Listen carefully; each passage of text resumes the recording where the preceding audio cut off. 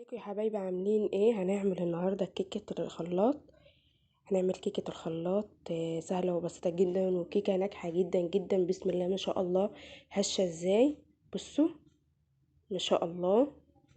كيكه من انجح الكيكات باذن الله، كيكه البرتقال. احنا في موسم البرتقال بقى، وهنعمل احلى كيكه بسم الله ما شاء الله، بالهنا والشفا. وركزوا في المقادير، نجيب الخلاط ونخش على المقادير على طول. 3 بيضات وهمت. ننزل طبعا بدرجة حرارة الغرفة، ما تكونش ساقعة، وفانيليا شوية. كده كده احنا لسه هنحط بقى حاجات فهتضيع الزفرة كمان بتاعة البيض. ومعلقة كبيرة خل، وكوباية وربع سكر،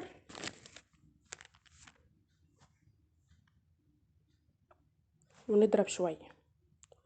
وحطيت هنا كمان كوب الا ربع زيت، يعني 3 بيضات وفانيليا ومعلقة كبيرة خل وكوب وربع سكر وكوباية الا ربع زيت ومعلقة كبيرة بشر برتقال. معلقة كبيرة بشر برتقال. ونقلب. وبعدين اكون انا بقى عصرت عصير برتقال. كل ده بالمقادير بنفس الكوباية. هنعمل بقى المقادير نفس الكوباية اللي عندك، هنعمل بها المقادير. كوباية عصير برتقال، ونسيبها تنضرب شوية بقى. بس كده المقادير الجافة. بألف هنا وشفا، تبقى بس سهلة جدا، مفيش اي حاجة. 3 بيضات وفانيليا، معلقة كبيرة خل، كوب وربع سكر، كوباية الا ربع زيت او سمنة سايحة، ومعلقة كبيرة بشر برتقال، وكوب عصير. هنا بقى جبنا كوبايتين 2.5 دقيق بنفس الكوباية، معلقة نشا كبيرة، معلقة كبيرة بيكنج باودر. ونقلب بقى. ورشة ملح. يعني نقول المقادير الجافة تاني: 2.5 دقيق، معلقة كبيرة نشا، معلقة كبيرة بيكنج باودر، رشة ملح. ونقلب حلو بقى. والدقيق ننخله، حتى لو ننخل الدقيق عشان يخشوا له هوا ويبقى جميل. خلاص المقادير جافة كده. ننزل بقى بالسائل اللي عندنا في الخلاط،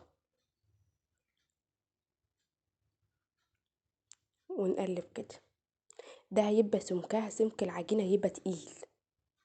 هي كده ما تقلقوش. وبتاخد في الفرن. انا كده بسخن بقى كمان الفرن بسم الله ما شاء الله. شفتوا هي تقيله ازاي؟ تقلقيش. جبت صينيه مقاس 26، دهنتها بزيت وعفرتها بالدقيق، وهنزل واكون مسخنه الفرن.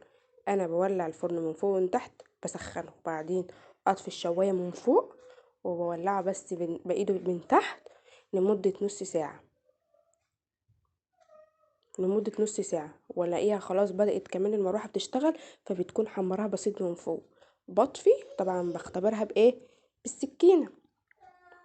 بعدين بحط بقى ما بختبرها بالسكينة بلاقيها طالعة نضيفة، اجي طافية عليها من تحت ومولعة عليها من فوق، تاخد وش احمرار بس بسيط كده. دي هتاخد منك نص ساعة بالظبط. بصوا بسم الله ما شاء الله، بالهنا والشفا ازاي جميلة جدا. كيكة الخلاط ناجحة جميلة. احنا في موسم البرتقال، ممكن كمان لو انت عندك العصير البرتقال تعمليه وتعينيه فجأة، ما عندكيش لبن، ما عندكيش اي حاجة تطلعه وتعملي بيها. انا بقى هقول لكم تخزين البرتقال ازاي وعصير البرتقال. هبصي شفتوا كده بقى جميلة ازاي؟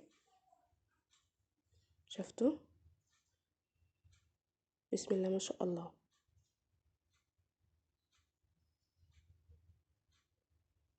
مقاديرها سهلة جدا جدا جدا.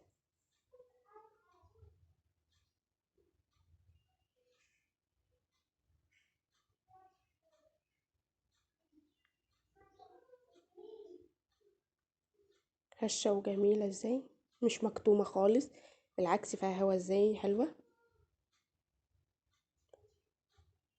ألف هنا وشفا. قومي اعمليها على طول ومش هتندمي.